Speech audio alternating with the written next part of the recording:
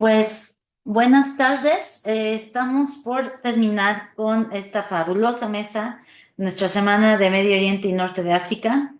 Nada más déjenme ver cómo se titula la mesa. Esta mesa la titulamos Lengua, Danza y Gastronomía, Herencia Árabe Islámica en la Diáspora. Y voy a presentar a nuestros ponentes. Lo voy a hacer más rápido. Primero los presentaré y luego le daré la palabra así en este orden, a Giselle y luego a José. Entonces, Giselle Rodríguez es periodista y traductora de la Ciudad de México. Ha trabajado para agencias de noticias internacionales como Bloomberg News y The Associated Press y diarios nacionales como El Universal y El Economista. También es profesora de danza árabe y música. Bueno, músico, o música. Soy música. Música. Toca el ganún, que es un instrumento árabe de cuerdas similar al salterio, perdón, del que quedan pocos intérpretes en el mundo, e instrumentos árabes de percusión como la darbuka y el rik. Estudió cursos de egiptología en la Universidad Autónoma de Barcelona y la Fundación Sofía México, y su línea de investigación se centra en la historia de la danza oriental, del cual tiene un libro, y la identidad árabe con enfoque de género. También nos vino a hablar del tatriz en la semana, muy interesante, y la tendremos como parte de nuestra clausura más tarde. Así es que A les las invito a que 4 se en el aula queden magna. en el aula magna. Y por el otro lado, Roberto Carlos Pavón es licenciado en Pedagogía y está cursando su maestría en Estudios Judaicos en la Universidad Hebraica de México, Hebraica de México, perdón. También es profesor de hebreo, árabe, chino, mandarín y sánscrito en la Academia de Lenguas Clásicas Fray Alonso de la Veracruz en la ciudad de Puebla.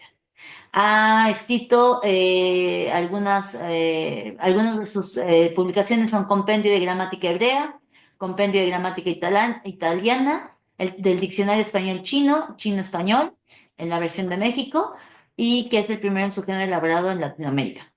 Ha sido ponente en diversos coloquios y congresos, tanto al interior de México como en América Latina, con temas relacionados a Medio Oriente, China y otros aspectos lingüísticos. Viene representando a la Academia de Lenguas Clásicas Fray Alonso de la Veracruz. Entonces, voy a empezar, ay, déjenme abrir sus presentaciones, las abrí. Entonces voy a tener primero eh, a ¿quieres tú entonces irla Sí, pasando? Muy bien, entonces nada bueno, más, ¿sabes? Hay que presentarle en el Zoom, si no, no. Espera. ok, pasamos. Si te la dejo ya presentando en el Zoom. O si quieres controlarlo, tú también puedes hacer. ¿Sí? Y yo, pero sí necesito alcanzar a ver. Ok. Perdón, perdón. La verdad sí mejor. Ajá. Si no me importa, es que si quiere cambiamos también los de Sí, ahorita se hizo chiquito, pero mira, ya se está haciendo. Ok, Ya está, ahora sí, tú me dices. listo. ¿Cómo avanzo con cuál? Así con este. Ok, Sí. bueno, entonces yo les vengo a hablar de las danzas árabes en México, principalmente de dos, de la danza del vientre y del dabke. Voy a definir de qué se trata cada una. La danza del vientre, que también es conocida con el nombre en árabe de Raksharki, que quiere decir danza oriental, o belly dance, que es danza del vientre en inglés, es una danza originaria de Egipto que también se baila en Líbano, Turquía y Emiratos Árabes Unidos. Esta danza incorpora tradiciones del norte de África, estados que pertenecieron al Imperio Otomano. También tiene influencias de la danza persa, de las bailarinas esclavas de la Edad Media que se convirtieron en entretenedoras de las cortes, que estamos hablando de las Quillán, que luego fueron las Yawari y luego fueron las Awalim, y bailarinas de origen gitano, que son las Gawasi, bueno, entre otras, ¿no? También hay otras muchas bailarinas gitanas. Y también tiene una idea un poco orientalista, o sea, se ha confundido tiene unos dejos de orientalismo, ¿no?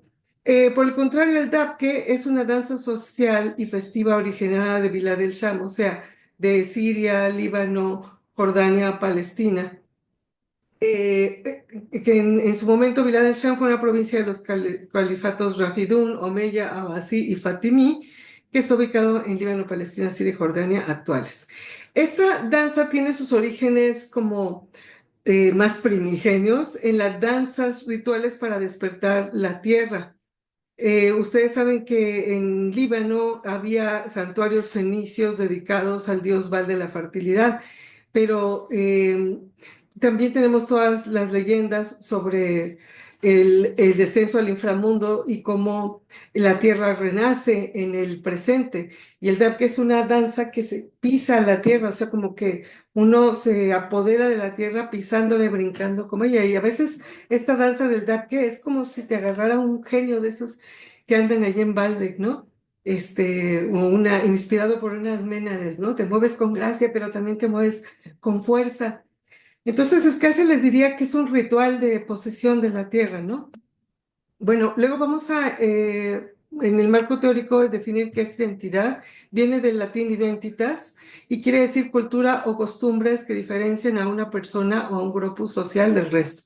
Entonces, la identidad de la danza del vientre o la danza oriental es esta que vemos allá sería a su izquierda, y es bastante más amplia por todo el desarrollo histórico que les dije, que lo que sería la geografía del Dabque. Digamos que el Dabque es como una danza más localizada. Por ello, les voy a empezar hablando de otras danzas relacionadas antes de entrar propiamente a la danza árabe como tal. Hubo en 1887 una bailarina que se llamó Armeno Hanien. Ella nació en Bakú, en la ciudad más grande de Azerbaiyán, y se inició en el teatro entre 1906 y 1908. Ella, antes de llegar a México, bailó en países como Irán, Egipto y Londres. Su nombre real era Sofía Pirbudagian. Siempre que un apellido termina en Yan, es ascendencia armenia. Llegó a la Ciudad de México porque se casó con el periodista y diplomático mexicano Macedonio Garza, y al menos Hanian hay registro de que en el año 1923 se presentó en el anfiteatro de la Escuela Preparatoria de México y también en el Teatro Esperanza Iris, ahí en el centro. Y en 1940 se presentó en el Teatro Rex de la Ciudad de México con un espectáculo de danzas persas. Entonces, digamos, la cultura de lo que hoy es Irán ya estaba presente en los espectáculos de danza en México en los años 20.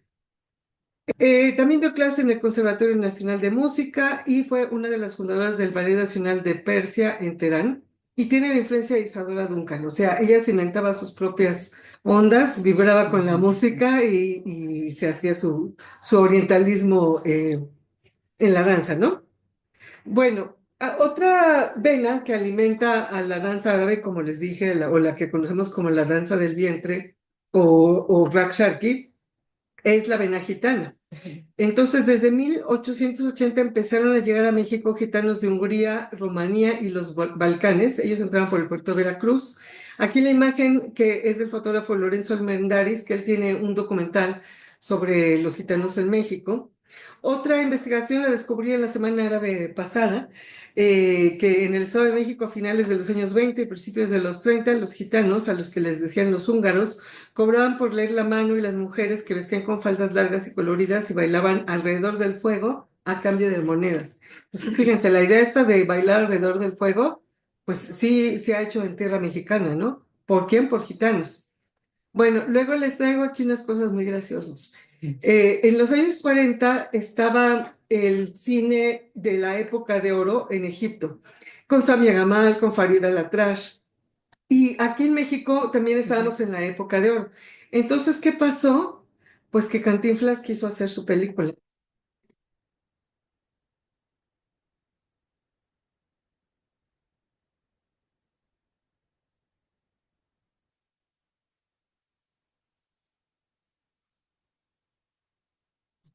¿Ven esas chicas que están ahí como en grupos? Sí, sí está evocando una película de Kulthum, la cantante egipcia, porque también era actriz, que se llama Dananir, que habla de una quilla, o sea, de una esclava de las cortes Omeya, en donde había este grupito de mujeres. Entonces, la verdad, sí le salió bien al Cantinflas su reproducción orientalista. Y la bailarina que está bailando como bailarina de danza del vientre es Olga Chaviano, que es cubana, pero da el gatazo, ¿no? Bueno.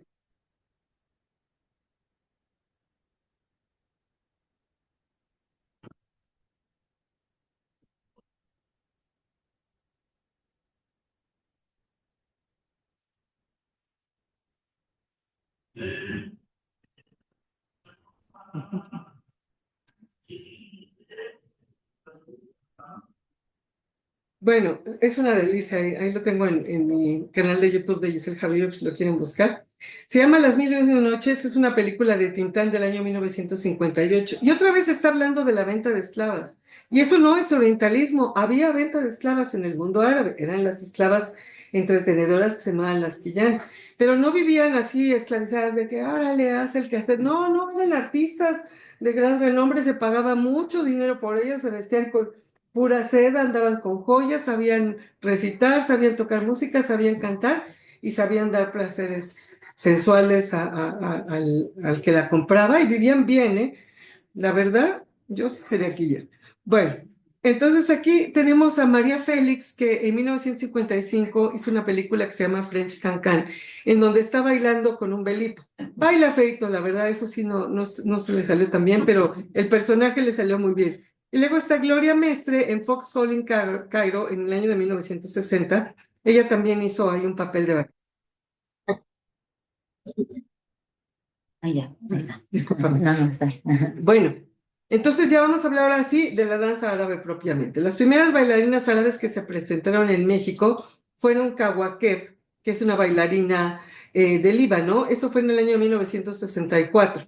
¿Y con quién vino? Pues se presentó con la cantante Sabah, ni nada menos, ¿no? Y después vino Nadia Gamal, que es una bailarina egipcia, pero que en realidad se hizo famosa en Líbano en el año 1971. Nadia Gamal, estrella grande de que salió en las películas árabes y toda la cosa. Esto lo sé por la revista Al Ghurbar del Centro Libanés. Había un archivo histórico antes y de ahí me puse como obsesa hasta que encontré todo lo que tenía que ver con danza. Bueno, también hay una mujer que se llama Gabriela Fara. Ella era una antropóloga y bailarina mexicana, de mamá mexicana, pero de papá egipcio. Su nombre real era Gabriela María Adalid y ella bailaba y cantaba en el bar Nicteja del Hotel del Prado de la Ciudad de México, que estaba en Juárez 70, donde está ahora el Hotel Hilton. Y yo tengo el periódico este original de Gabriela de las Mil y Una Noches. Son unas fotos tremendas, ya se ve guapísima y es una odalisca perfecta. Entre el año 1964 y 1967 se empezó a formar el primer ballet folclórico de Dabke en el centro libanés. Fue fundado en 1967 por Laila Trabulce Caín, que es hermana del fundador del Instituto Cultural Mexicano Libanés e hija de don Ferez y doña Emilia Trabulce, y Laila Dagda, hija del ex embajador de Líbano en México, Naguib Dagda. Bueno, y ahí les puse algunas fotitos y los nombres de los integrantes, pero vaya que en el centro libanés ya estaban viendo cómo traer su folclore aquí a México, ¿no?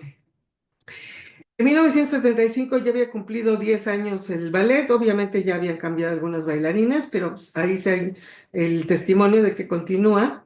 Otra bailarina interesante es Celeste Sáenz. A mí me dice mi mamá que salía en el programa este de Buenos Días de Guillermo Ochoa. Yo la verdad ese programa no lo vi, pero pues si ella lo dice, se lo creo. En 1990 salió en la telenovela mexicana Marimar.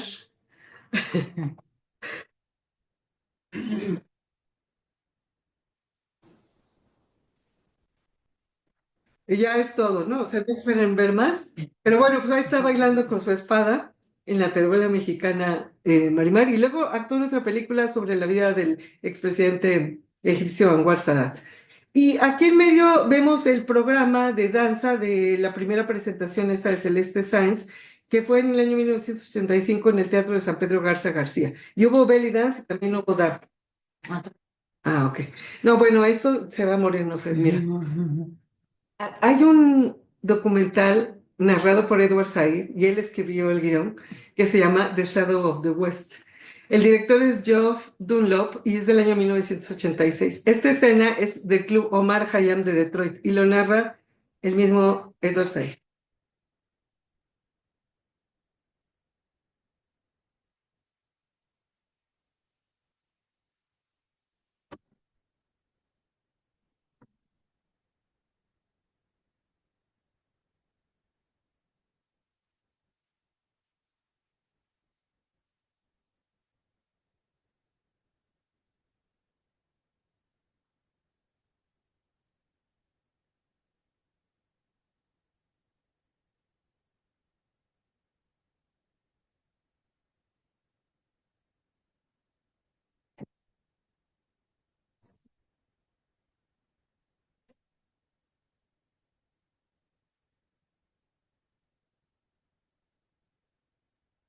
Ya estás así, pues es lo que hay.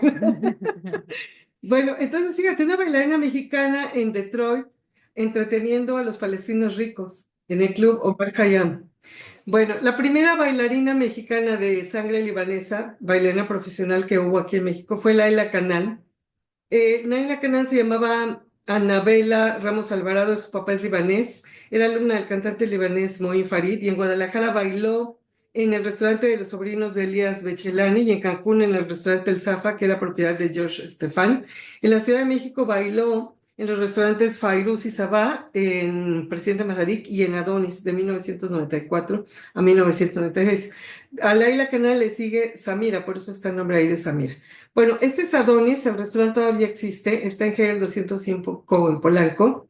La parte del restaurante está intacta, pero lo que era el club social donde se hacían los espectáculos de danza oriental ya lo cambiaron, lo hicieron una cosa blanca así anodina y bueno, ya no. Pero en su mejor momento en este restaurante venían artistas de distintas partes del mundo. Aquí tenemos nuevamente a Sabah, ¿se acuerdan? La cantante libanesa. Y está a Suhaila, que es una bailarina estadounidense. Está este Mike Merhi y Abud Abed Elal. Y ahí les puse el nombre de otras muchas bailarinas extranjeras que pasaron por el restaurante Adonis. Bueno, después en el restaurante Adonis empezaron como a educar las primeras bailarinas mexicanas. Ahí en la foto de su izquierda está Amar Lamar, que es una bailarina que ya a los 14 años estaba en la secundaria, ella ya bailaba ahí en el Adonis. Después está Amir Taleb, que es un bailarín argentino muy famoso que ha formado a generaciones y generaciones de bailarinas, y la cantante libanesa Silvi Mata. La orquesta era una cosa excepcional, la música que tocaban era increíble y había músicos de Siria, de Irak, de Líbano. Ella es Samira, la mexicana que les digo que también fue de las primeras bailarinas en dar clases y daba show en el centro libanés. Y también está Nursaí, que organizó el primer encuentro mexicano de danza árabe en el año 2015. Después, en el restaurante Ladinos había también, en el centro libanés en los años 2000, había también show. Ahí está Tatiana Ávila y Fadi El Sadi, junto con algunos músicos árabes, Ayman Fawaz y Carla Kiwan. Y también está Gitanerías. Aquí tenemos la participación de grupos de folclore internacional en el Festival Internacional Cervantino. Después quería llegar a este punto en donde la danza es pecado o no es pecado. Hay opiniones encontradas. Lo que es cierto es que a Samia Gamal se la considera una artista respetable, mientras que las bailarinas actuales, por ejemplo, esta chica que se llama Bossi, sea por el atuendo, sea por la forma en la que se mueven, sea porque cambiaron las épocas, sea por el avance del Islam, pues ya no se considera como tan decente, ¿no? Y bueno, también decir que el Darque Palestino fue reconocido en 2023 como Patrimonio Inmaterial de la Humanidad, o sea, es un motivo de orgullo para los árabes. Y en cambio, la danza oriental se esconde en Egipto. Hay una chica que se llama Amy Sultan, que es una bailarina que está intentando que la UNESCO lo reconozca, la danza oriental, como Patrimonio Inmaterial de Egipto. Lo veo complicado. Bueno, les quiero enseñar esto. Es del año 2016. Está el embajador de Jordania, el embajador de Egipto y el embajador de la Delegación Especial de Palestina bailando dabke en el centro libanés, árabes de Bilal el Sham unidos como tiene que ser. Y después, bueno, aquí hay un grupito de distintas bailarines de dabke y hace poquito vi que sacaron un comunicado conjunto en la comunidad judía de aquí de México con la comunidad libanesa a través del centro libanés, diciendo que ellos pues buscan la paz y que aquí en México viven en paz y pues que así deberían vivir también en el mundo árabe, ¿no? Y ahora los eventos Palestina, cabe decirlo, que están no muy bien vistos en el centro libanés, entonces como que hay ahí un cambio de lealtades entre los propios árabes. Aquí tenemos algunos embajadores que sí han aceptado que haya danza oriental a pesar de todo el deshonor que los árabes le imponen a esta danza. El embajador de Egipto, Ibrahim Mahdi Jairat, en 2013 invitó a una bailarina, ahí está la evidencia. Y también hay embajadores, por ejemplo, el embajador Mohamed Shafiki de Marruecos, con quien el maestro Hisham Bilush y yo tuvimos el honor de trabajar muchas veces. Él pedía danza. Y bueno, les traeré una anécdota, pero estamos un poquito cortos de tiempo. Y aquí tenemos algunas fotografías de maestros y maestras que han venido a dar clases en México, todos ellos egipcios, Aziza, Randa Kamel, Nesrin Bahai y otros. Y mostrarles que en la revista Vedna desde 2015 hasta 2021 hay representaciones de danza de Dabke y también de danza oriental. Entonces ellos no tienen problema con reconocer a ambas cosas, la danza oriental y Dabke, como una danza que les puede representar. En cambio, en Egipto empieza a ser como mal visto poner a la danza oriental como representativa de su cultura, y en Marruecos, pues dependiendo del embajador, ¿no? También los embajadores de Emiratos Árabes a veces invitan bailarinas. Entonces, la danza es está ahí en el cielo de la navaja. Muchas gracias.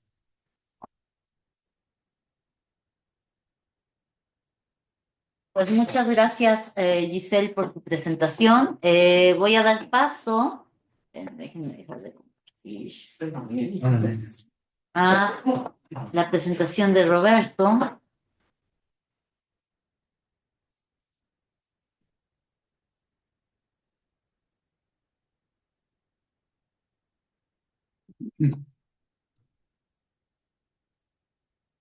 Listo. Y pensamos. Ahí va. Listo. Muchas gracias, Roberto. Gracias. Bueno, pues vamos a comenzar. Eh, este análisis, desde luego, pues por la falta de tiempo, no nos podemos detener a hacer así una especie de cátedra con respecto a varios puntos que hay que tratar al respecto, pero sí hay que ir, pues, cubriendo lo más que se pueda. En primer lugar, pues justamente, ¿dónde está hoy el acicate de la algarabía? Hasta hoy perduran en dormidos aljamiados, en arabismos tantos, con la acequia del léxico detenida, inserto en el cordobán tono, en uno de los orígenes de nuestra lengua, que evoluciona con ciertos achaques por esos olvidos de sus raíces. Como pueden ver, nuestra lengua está cubierta, no como en griego o en latín, o como en náhuatl, pero sí con ese cuarto origen que es el árabe, en nuestro español. Sea desde México hasta Argentina, Chile, tenemos ese árabe muy, muy inserto. Entonces, este análisis justamente tiene que ver con una recuperación, ¿no? De eh, de esa raíz extraviada o satanizada o pisoteada o como se quiera llamar, que es la importancia que tiene la lengua árabe en nuestras propias raíces sin para nada no tomar en consideración las otras raíces indígenas, ¿no? Pero hay que ver justamente qué hay para aprender árabe, ¿no?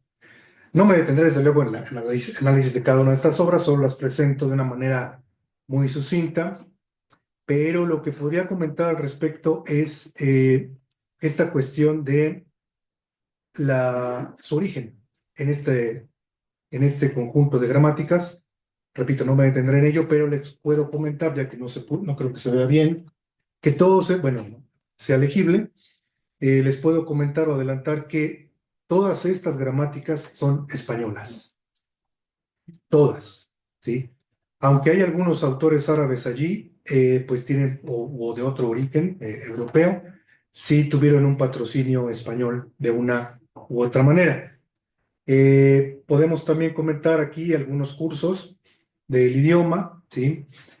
Unos buenos, otros malos, no me tendré que criticar ello porque nos llevaría mucho más tiempo, pero el punto es que también se puede notar aquí que la mayoría, o más bien, sí, prácticamente todos son españoles, ¿sí? Eh, Desde luego, hay más en este sentido, más material, como por ejemplo este que presento, la guía de conversación español-árabe magrebí, también eso, por la cercanía que hay con España y Marruecos, pues hay mucho curso precisamente para aprender el dialecto marroquí o magrebí, como se quiera pronunciar o comentar, más también la penúltima, ¿no? La serie de Al-Qutairet, y pues un material que yo puedo mucho, me gusta mucho el Kitab al-Asasi, que pues tiene sus cosas, ¿no? Pero también, pues a últimas fechas, Duolingo, ¿no? Aunque Duolingo tiene sus detalles, como por ejemplo que no está en español, está todavía en inglés y tiene muchos problemas, ¿no? El primero, pues hay que saber inglés para poder cursarlo. Eh, Diccionarios, de nueva cuenta, se puede, bueno, si no se observa muy bien, hay diccionarios, de nuevo, de corte o de edición española o traducciones, perdón, de las obras desde el francés, ¿sí? La gran mayoría de estos diccionarios que se pueden ver allí son una traducción ya sea del inglés o del francés. Entonces, ahí pues hay un problema ah, grande, ¿no? Y pues por último, bueno, por último con respecto a los materiales, estos son los de origen árabe, son muy pocos, están allí pues entre diccionarios y cursos, pero con algunas curiosidades que voy a comentar a continuación, algunas, porque repito, el tiempo es corto. Hay algunas curiosidades, como se puede ver en estas imágenes, a la izquierda, Diccionario Fundamental Español Agave. O sea, un diccionario que es muy extraño, ¿no? Luego, sí, bueno, ¿para qué me detengo? Y esta influencia que tiene la lexicografía árabe se puede notar entre error y costumbre o algo así, como se puede ver en el diccionario El Munir, ¿no? Que dice diccionario, ¿no? Por esta medio cruce amalgamado del francés, español, que no sé si, y aparte vean ahí en la parte inferior que dice Camus, Mosori, more than 20 color, o sea, está en inglés, una cosa ahí muy extraña. Después, el Instituto Cervantes hizo un diccionario de fútbol que contiene justamente la explicación de la Liga Española de fútbol para que los árabes, sobre todo los marroquíes, sepan en qué consiste toda esta afición futbolera. Curioso. Y por último, del lado inferior izquierdo, bueno, de su izquierda, aparece un diccionario español-árabe muy curioso porque fue hecho por el gran lingüista Federico Corriente, que se dedicó prácticamente toda su vida a publicar diccionarios, pero este lo hizo especialmente para los marroquíes para que aprendieran español. Es muy difícil, muy difícil de conseguir y pues se los quise presentar, aunque sea aquí brevemente. Es un pequeño diccionario como de este tamaño, bueno, de un poco más corto, la parte blanca, y está interesante. Sí, pero a todo esto, ¿y Latinoamérica? ¿Y México? Entonces, hay que comentar que tanto de aquel lado como de este, quitando Europa, quitando todos esos estudios, estas gramáticas, esos cursos, tenemos un problema tanto Latinoamérica como el mal llamado Medio Oriente.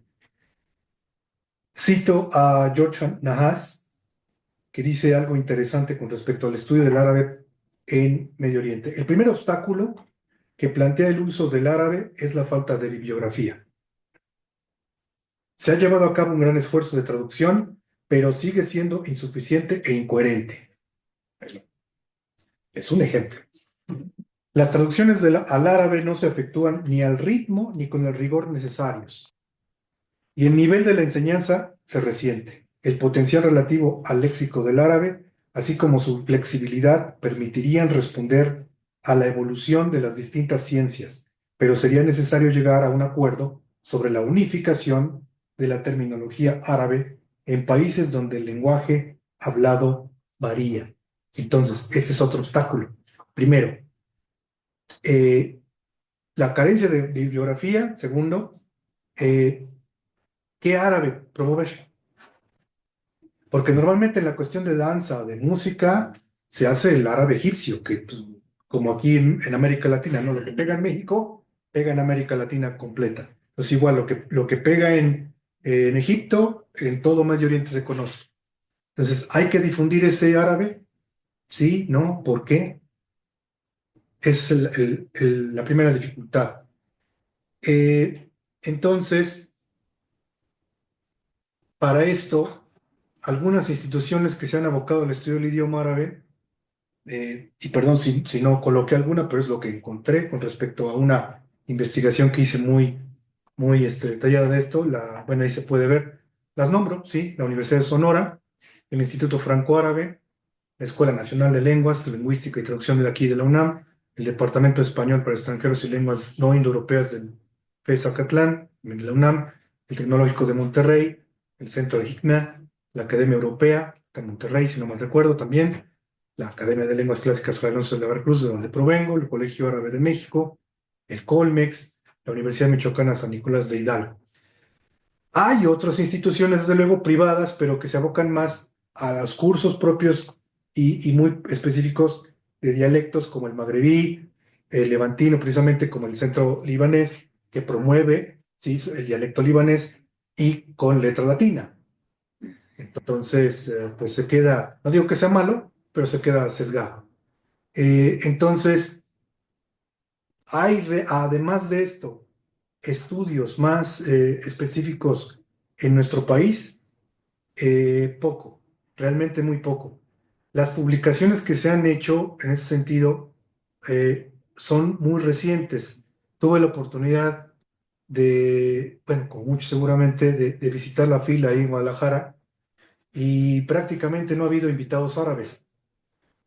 Como países invitados no ha habido, y sí han invitado a editoriales de Emiratos Árabes Unidos, y en esas invitaciones de editoriales, pues justamente surgió en el año 2022.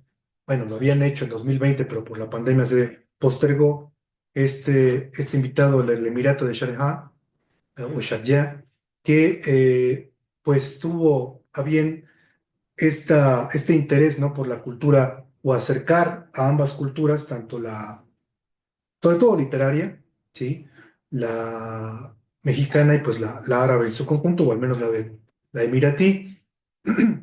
Y justamente este emirato fue elegido porque promueven mucho la edición de libros en árabe. El detalle está que es en árabe del emirato, ¿sí? Entonces ahí también hay un sesgo, porque recordemos que el árabe pues no es una lengua unificada. Entonces eso lo hace mucho más complicado el panorama. Bueno, entonces, ¿qué hay en México? Esto es todo.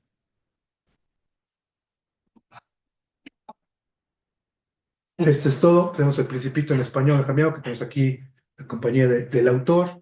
Retornos del discurso del indio, un estudio que hizo la doctora Silvia Rabinovich. Interesantísimo este libro porque aunque no es un curso propiamente de idioma, me llamó mucho la atención porque está acompañado de la traducción del mismo texto a lenguas indígenas. Es un texto bastante interesante. La introducción al estudio del idioma árabe de Jorge Germenus, libanés. Dilo en árabe o Ulbel árabe, de árabe para principiantes, también del maestro Jorge Germenus. El curso de árabe para principiantes del mismo, pero con videocassette. Árabe para viajar a Egipto, de la editorial Aguilar. El diccionario arábigo-español, que es el que está en la imagen, que hizo un sirio, Miguel Sabah, a principios del siglo pasado.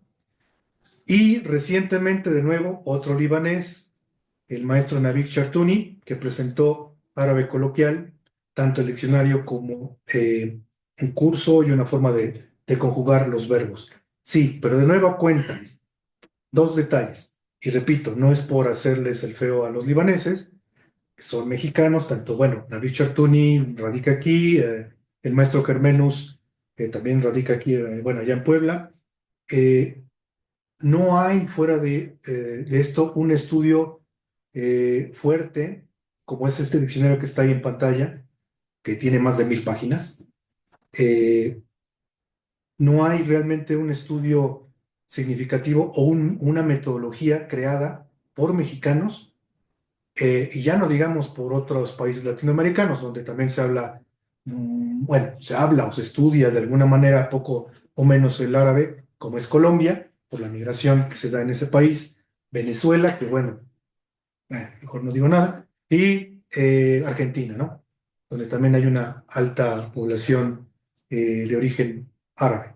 Entonces, justamente esta presentación, esta plática o esta ponencia es para invitar a que se haga pues material y que la oportunidad la hay, porque el idioma se presta para ello. Si el Líbano lo puede hacer a través de la migración que se da aquí en nuestro país, con obras que están muy bien hechas en ese sentido, estos dos personajes, Jorge Hermenus y el profesor Chertuni, se han encargado de, a través de décadas de estudio y de experiencia docente, en compartirnos justamente que cómo ven ellos esa posible, bueno, más bien, esa, pues sí, compartir la cultura árabe, pero más bien cultura libanesa, entre su idiosincrasia y la mexicana, al menos. Entonces,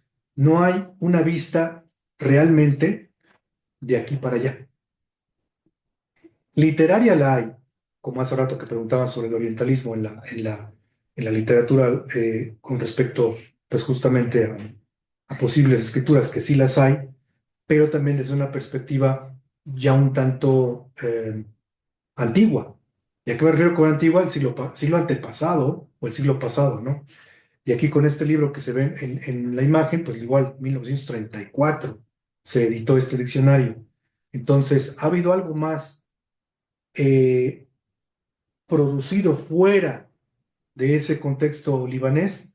Repito, no, prácticamente no. Entonces es un exhorto para que se dé una investigación más seria, dedicada, lleva su tiempo, lleva décadas a veces hacer un diccionario, pero vale la pena para que esta lista que se ve pues quede más amplificada, ¿sí?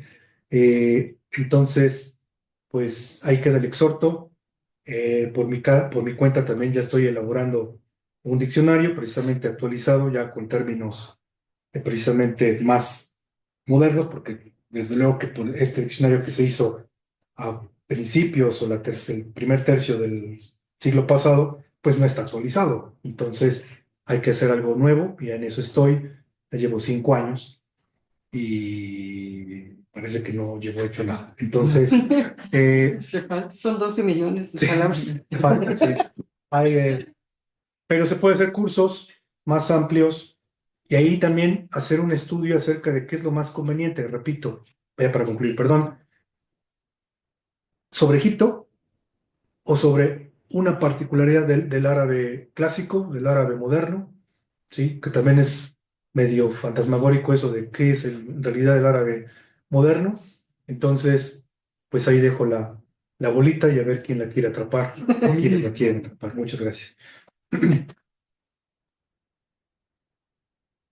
Pues muchas gracias por estas presentaciones muy interesantes. Tengo que decir que yo bailé en gitanerías. Este, sí, algún día.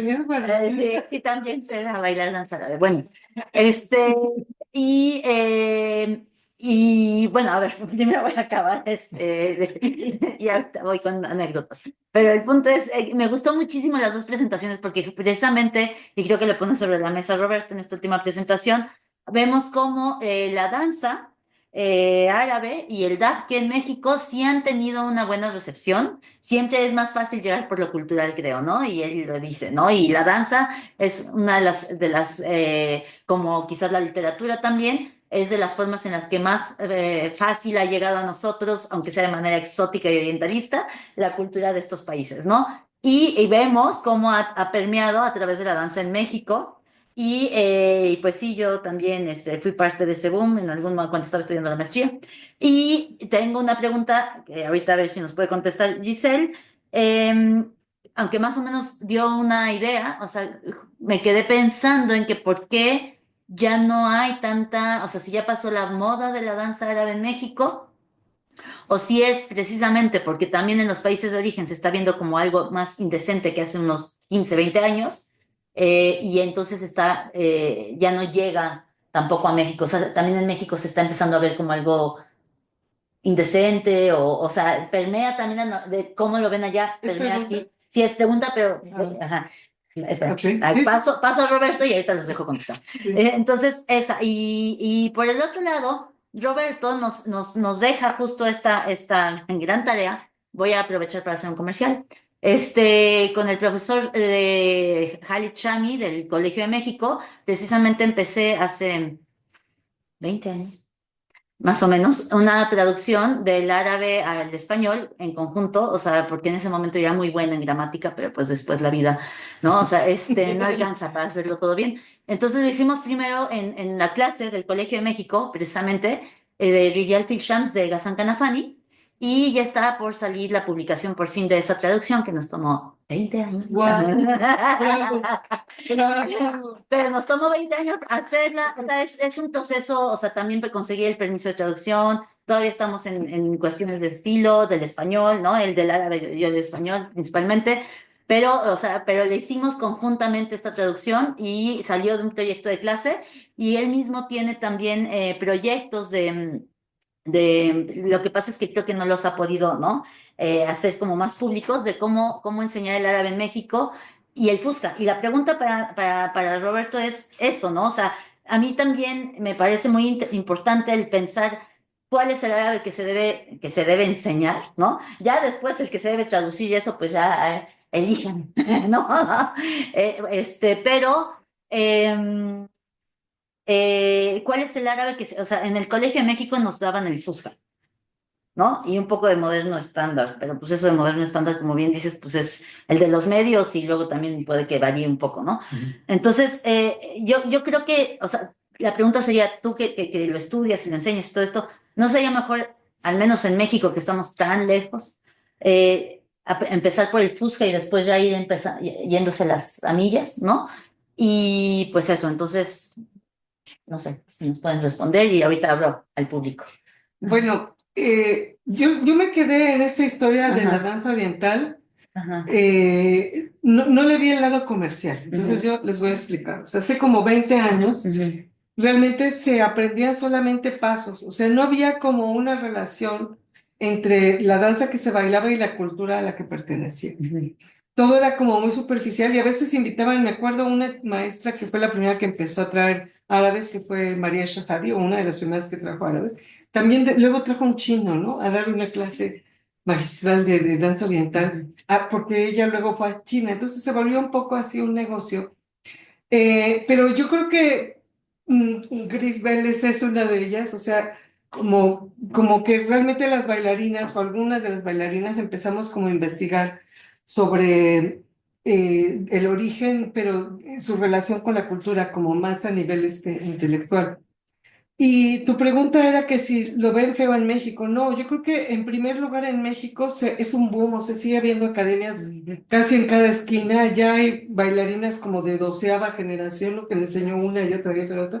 Antes no había ni, bueno, aprendías en un DVD o en un canal de la tele árabe con un amigo árabe. No había YouTube, no había esas cosas, ¿no? Y ahora ya en YouTube, en fin, ¿no? Se volvió también un circuito de competencias, de festivales internacional.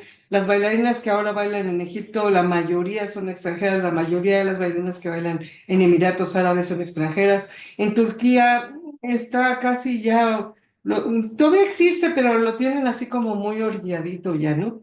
Entonces, no creo que en México haya este resquemor de, ah, es una danza medio inmoral. Al contrario, yo creo que con nuestro temperamento y personalidad latina, no, pues nos extrañamos, lo llevamos todavía al siguiente nivel, a unos niveles que no sé si tienen tanto buen gusto o hacen fusiones como con salsa. Hay una chica que se llama Daniela Gómez, que es una bailarina famosa, y ella baila belly dance con mariachi. Entonces aquí cada quien hace su orientalismo. Ya vemos otras clavadísimas que no, vamos a aprender a tocar el canún y a cantar a las 4 en el aula magna. Vamos a cantar Mautini, el himno palestino y otras cosas. Bueno, perdón, me voy a meter tantito en la pregunta de él, porque yo en casa tengo un diccionario que no mencionaste, El, el español-árabe. Cortés. Es uno verde que compré en España, la verdad no me El acuerdo el Julio nombre. Cortés. No creo que sea el Cortés. Bueno, ese es el. El de corriente. No, no, el Cortés, yo tengo el Cortés. Pero Este es es el que, bueno. Este yo lo compré en España. ¿cuál de los tres hay varios? Bueno, te voy a pasar contigo. Y también tengo un método que desarrollaron un profesor jordano que tenía una academia en Madrid. Yo estudié en su academia que se llama ICLA. Y Es un método que tiene libro y tiene DVD y toda la cosa, está bastante. Y perdón que me meta en tu pregunta, pero yo les digo que sí creo que debemos aprender como mexicanos el árabe que se habla en los medios. Primero que antes que el Fusha, la verdad, porque el Fusha te sirve para leer el Corán y poco más, porque realmente en la calle no se habla. Uno yo la Te, puse. ¿Te entiende? te va a servir a lo mejor para leer alguna noticia, pero el más importante es el de los medios. Claro que Egipto, como bien dijiste, por su producción cinematográfica y musical, es importante. Y aparte, para poder visitar Egipto, simplemente es una delicia poder hablar con la gente, ¿no? Y el palestino, sirio, libanés, también hay que aprenderlo porque es otra variante.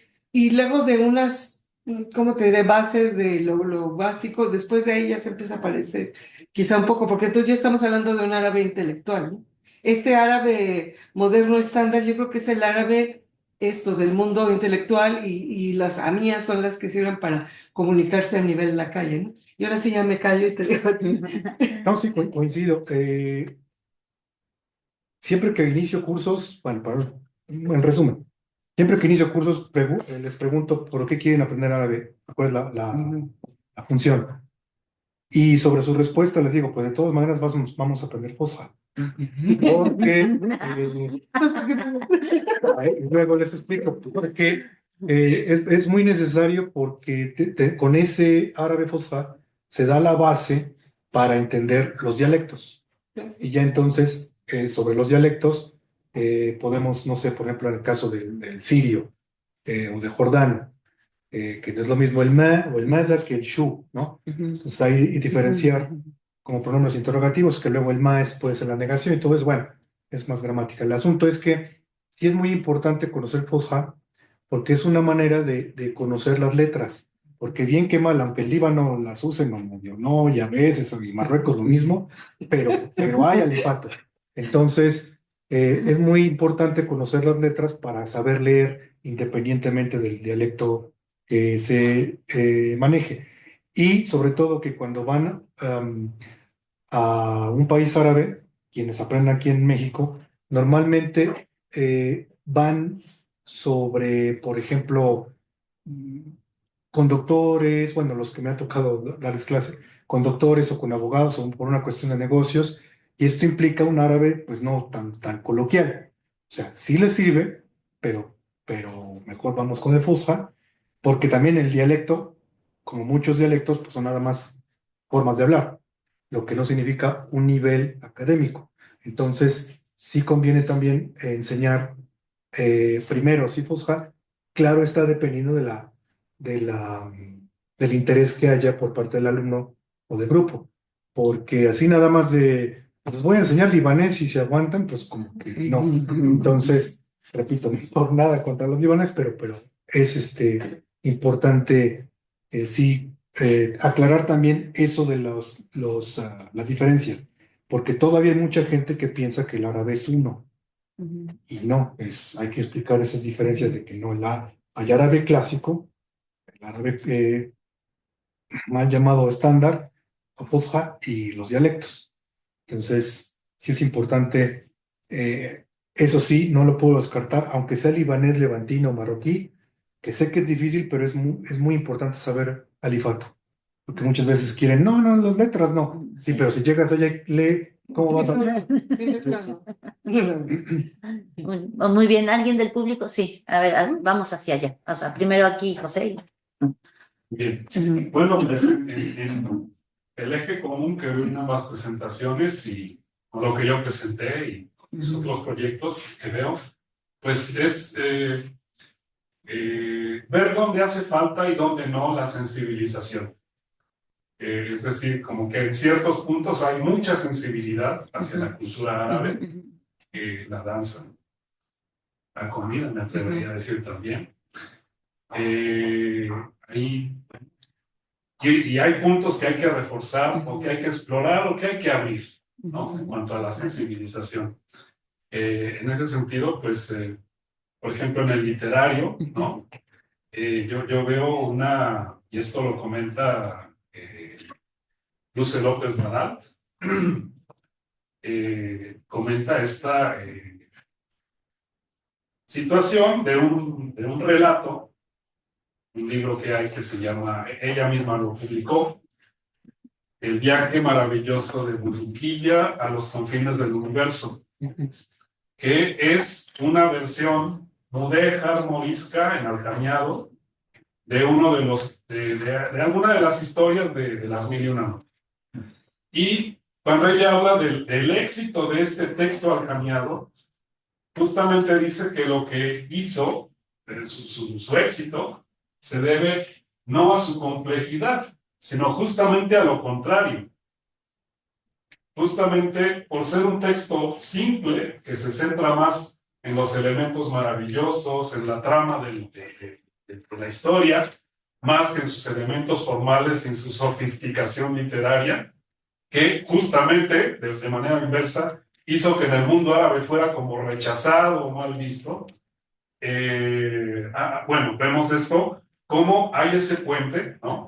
Cómo Occidente puede ser muy sensible a ciertas cosas y en el ámbito literario a lo fantástico, ¿no? Y a la simplicidad, que finalmente también es la fórmula de éxito de las mil y una noches, ¿no? Que no tiene el mismo peso cultural, ¿no? La importancia que tiene en el mundo árabe.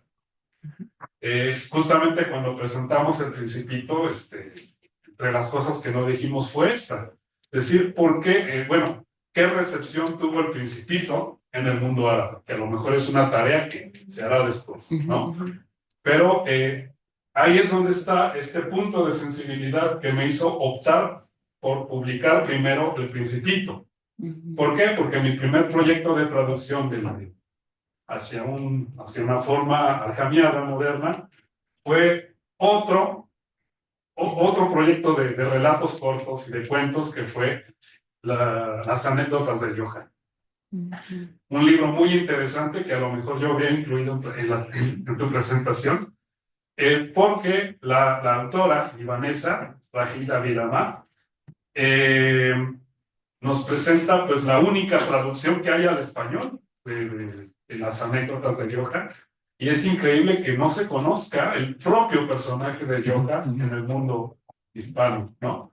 Yo he visto materiales para aprender árabe, para francófonos, que justamente presentan las historias de Johann. Fue así como yo me enteré que existía, lo busqué y encontré la traducción de Rahil. Y bueno, pues hay el proyecto de hacerlo, pero esta hipersensibilización hacia lo fantástico, hacia un libro como El Principito, me hizo optar por la traducción al alcañado. Que bueno, ahí es donde yo quiero picar piedra, ¿no? Porque también lo veo como un modo de sensibilizar, un método. Yo diría que El Principito, además de su valor como obra literaria, además de su valor o no como literatura traducida, ¿no? Quiero decir que es mi proyecto de sensibilización lingüística hacia el árabe. ¿Por qué? Porque lo que quise dejar ayer también como conclusión, cuando hice mi presentación, fue hacer ver que esto no es para especialistas, no es para arabistas, no es para académicos, sino que cualquiera que hable español puede acercarse a la letra. Y esto, hablando de los puntos que busco reforzar, ¿no? O explorar. Yo fui la semana pasada estuve en Guadalajara, en la Feria de Tipografía, la Bienal de Tipografía de Letrástica, donde justamente di una plática de la aljamía, porque busco eso. Busco que se forme una cultura caligráfica propia. Para esto, nada más, para terminar mi comentario, quiero citar precisamente en la presentación de la FIL con Sergio, hubo un taller de caligrafía, donde invitaron a un calígrafo mexicano, natural de Oaxaca, Said Dawkins. Yo asistí a un curso mi iniciación caligráfica ha sido con él, los talleres que él dio, y justamente él me platicó de su experiencia en Marruecos, donde decía que pues él no le dieron acceso al conocimiento de la caligrafía, uno, por no ser musulmán, y dos, por no estar inserto en el medio académico. que él pues pudo agarrar algo ahí que se presentó en un museo, pero que es todo. Hace unas semanas, creo que en este mismo mes, participó en la Bienal de Caligrafía de Sharjah en Emiratos, justamente.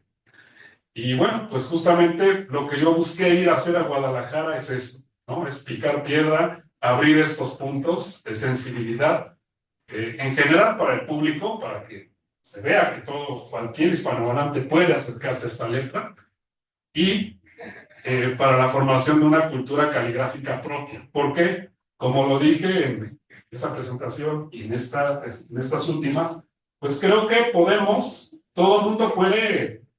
Yo quisiera ver esto plasmado en grafitis, en lettering, en cosas así, ¿no? Que justamente podrían contribuir a reforzar ese vínculo, ¿no? Histórico, pero sobre todo a esta sensibilidad, ¿no?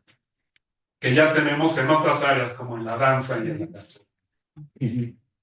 Gracias. Y nada más como comentario rápido, precisamente, sí está ahí, las anécdotas de Yuja, sí está allí, es el cuarto. Es el cuarto. Ah, sí, Bueno, ahí está. pero nada más que no lo puse bueno, como imágenes, porque si no se iba a atascar de imágenes, ¿no? Pero sí, incluso también lo uso en algunas clases ya cuando hay cierto avance, Claro, porque tiene el... pero también comparándolo bueno, mala comparación, pero les digo, es tan famoso Yuja en Medio Oriente como aquí Pepito, el de los chistes. Y también hago eh, ese, pues sí, mnemotecnia para que se aprendan las palabras cuando son chuscas, ¿no? Como la viuda, ¿no? Que viuda en árabe se dice ármala. Entonces, se queda, ármala, sí, ya se quedan con la idea porque luego captan o los arabismos, como empecé con ese texto que se me ocurrió, con el que empecé, vean cuántos hay, o sea, es más fácil, ese inicio porque hay una cercanía de origen de los términos. Tenemos muchísimos. No todos son tan raros como alfeñique, ¿no? Tenemos el mismo alacrán, el albañil, el albóndiga, que los tenemos muy en el vocabulario cotidiano y que son árabes. Entonces es lo que les hago ver también que no es algo muy allá elevado y para literatos, sino que lo tenemos en la lengua cotidiana. Tu nombre, sí, y luego atrás, Hola, soy Ilse. Ahora que te estaba escuchando, Giselle, me acordé de que vi hace no mucho un video documental que está en YouTube, que es hecho por Deutsche Welle, y hablan justo de este fenómeno de la danza en Egipto y de que se tienen que esconder y no sé qué, ¿no? Y hablan del caso de una profesora de la universidad que se graba Mona Prince. Ajá, que se graba bailando en su casa. Sí. Lo sube a Facebook y la corrieron de la universidad. Ajá. Aparte porque es que era una universidad islámica y les ponía a leer textos así de... no. en Egipto. Entonces, por un lado, creo que ahí también juega mucho la mirada, pues, del medio de comunicación que es Deutsche Welle, que es alemán, y te quería preguntar si tú crees que esa mirada, digamos, un poco amarillista que a veces se tiene desde afuera de la danza árabe, haya influido en que ya en Egipto se vea un poco mal, como algo indecente. Ok, te voy a decir 5 factores que influyeron para que en Egipto y en general en el mundo árabe la danza sería como algo indecente. Lo primero es el Islam, pero más que nada porque las mujeres que bailan danza árabe en general utilizan trajes que son un poquito atrevidos. Y esto no se ve bien porque para los musulmanes sus mujeres, o sea, su mamá, sus hermanas, su esposa, sus hijas, pues son como lo más precioso que poseen. Perdón que lo diga así si hay feministas aquí, pues no se lo van a tomar a bien, pero es que son su familia.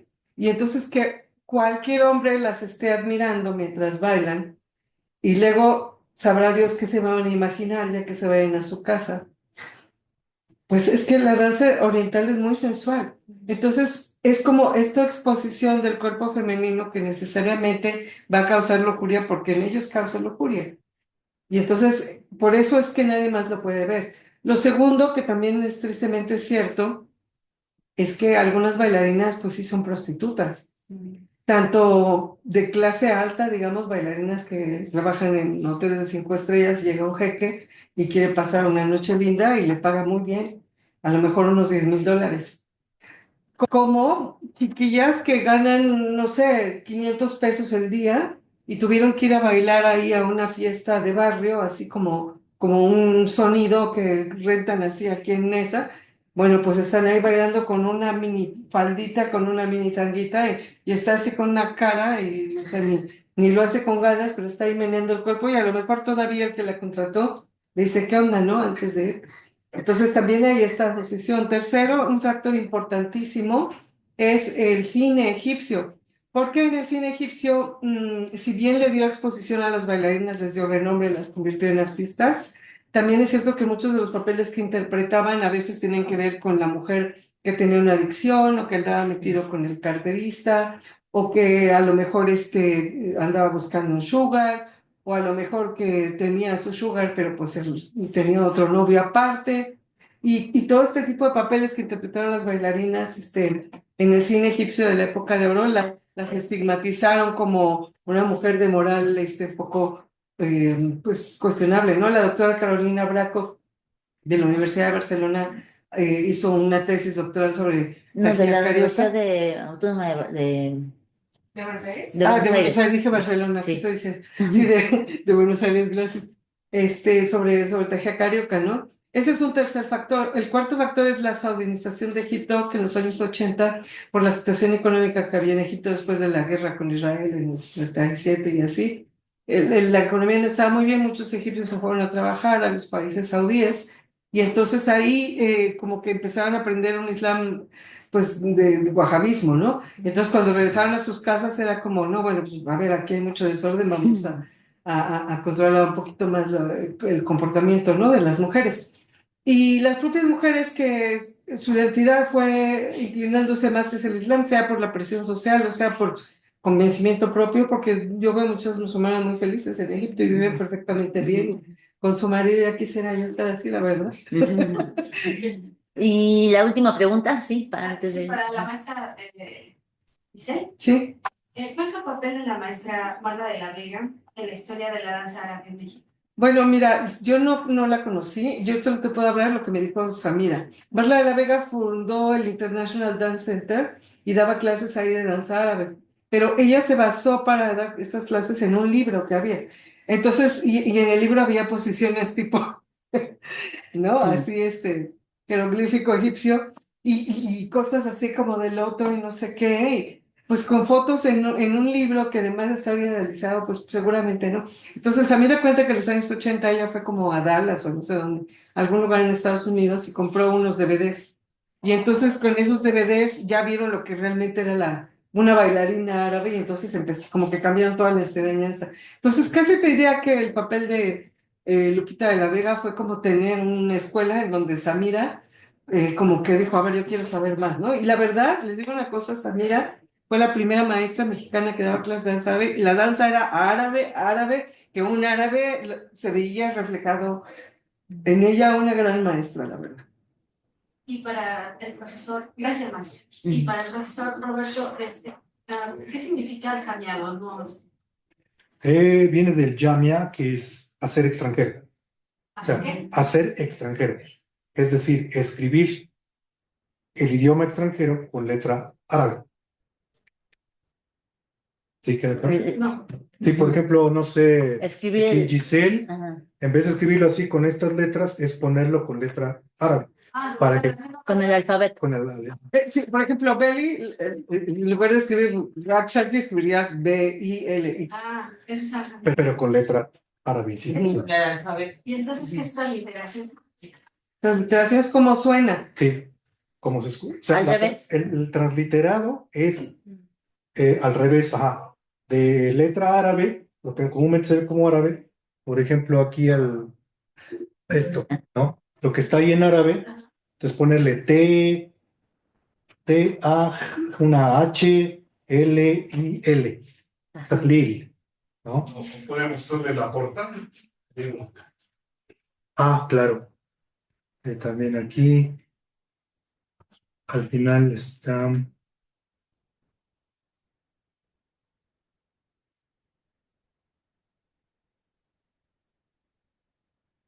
Por ejemplo, el libro del Principito, justamente es aljamiado, no es árabe.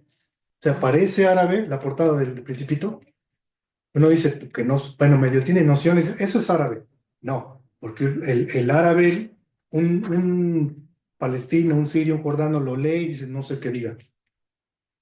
Pero lo lee, pero al pronunciarlo diría, el Principito. El principito, sí. Sí. ¿Pero qué es para él? ¿Quién sabe? Bueno, no Ya en sé árabe sería el-Saghir el-Emir, o el Emir el-Saghir.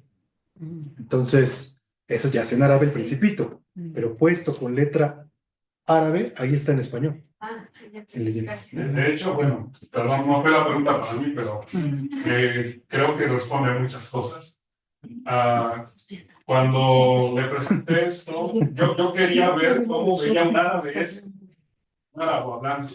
Entonces, le mandé la portada esta a un traductor, trabaja en el ejército egipcio. Le presenté esta portada, hice ver su reacción. Lo primero que él me dijo fue, no entiendo nada. No hablo español. O sea, reconoció que era español. No le tuve que decir que era. Sí, gracias. Ya, Pero, pues, pero otra cosa, no necesariamente lengua extranjera, extranjera para quién, ¿no? ajá. En este caso, para nosotros no sería una lengua extranjera. No, no. Tienes desde el punto de vista árabe.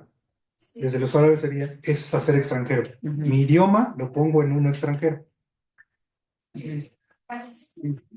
Pues muchísimas gracias. Nuestra ponente se tuvo que ir porque los esperamos en el aula magna a las 4 de la tarde para la clausura oficial con un espectáculo de dance y de danza. Y muchísimas gracias a Roberto. Aprendí muchísimo con ustedes hoy. Gracias.